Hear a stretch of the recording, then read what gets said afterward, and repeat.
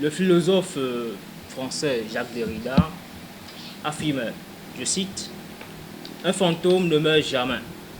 Il reste à venir et à revenir. » Fin de citation. Survivance est née de ce propos.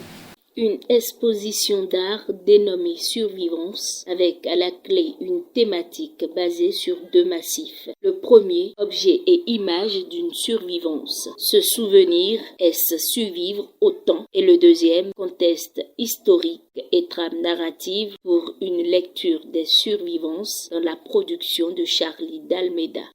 À la question « Que veut dire survivre au temps ?» je répondais d'abord par un objet physique, un journal intime, perdu, qu'on vient de retrouver. Et une image métaphorique qui serait mon premier essai de réponse à cette question. Un fantôme lisant son journal intime retrouvé, posé sur une table devant un miroir. Alors, pourquoi il arrive qu'on le perde, ce journal intime? Peut-être pour mieux le retrouver, peut-être pour mieux l'oublier, peut-être pour mieux se souvenir de ce qui a été et qui n'est plus. Peut-être pour laisser vivre dans une partie isolée de la psyché le spectre de ce qu'il contenait. Fin 2019, début 2020, une autre exposition avait déjà jeté les bases théoriques de survivance. Elle avait pour titre « Quand les lignes et les formes se meurent ». Elle s'intéressait au mouvement humain, au dynamisme des constructions humaines. Toutefois, quelque chose n'avait pas changé au niveau de la composition générale des œuvres. Quelque chose devenait, quelque chose persistait.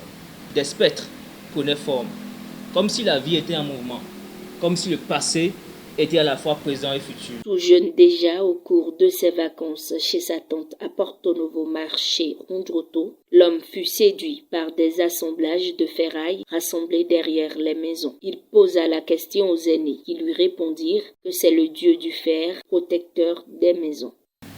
Quand on lui fait les cérémonies, on met de la farine avec de l'huile, ainsi de suite. Cette image est restée, vous savez, cette image est restée. Et quand j'ai commencé en 88, 89, 90, je suis sorti un peu de la peinture. En fait, je faisais la peinture. J'ai commencé par la peinture.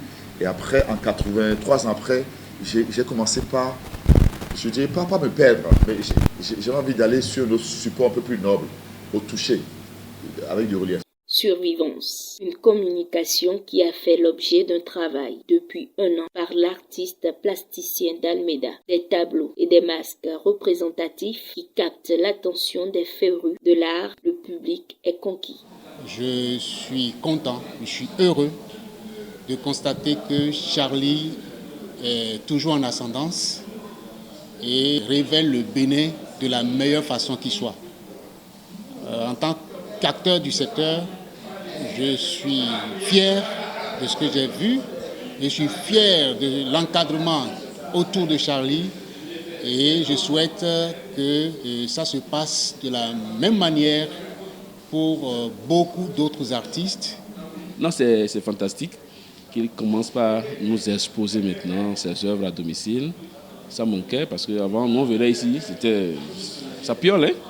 L'atelier est là, et on s'amusait, on bavardait beaucoup ici. Maintenant, c'est transformé en galerie. Cela veut dire que ça devient quelque chose de pérenne. On pourra y passer à tout moment, faire venir des amis, des étrangers pour qu'ils viennent découvrir des talents de quelqu'un qui s'y connaît dans la plastique, dans la sculpture, et qui, comme il a dit tout à l'heure, a une vision. Tout ceci se passe dans un cadre sobre mais digne. Je suis heureux de constater la mutation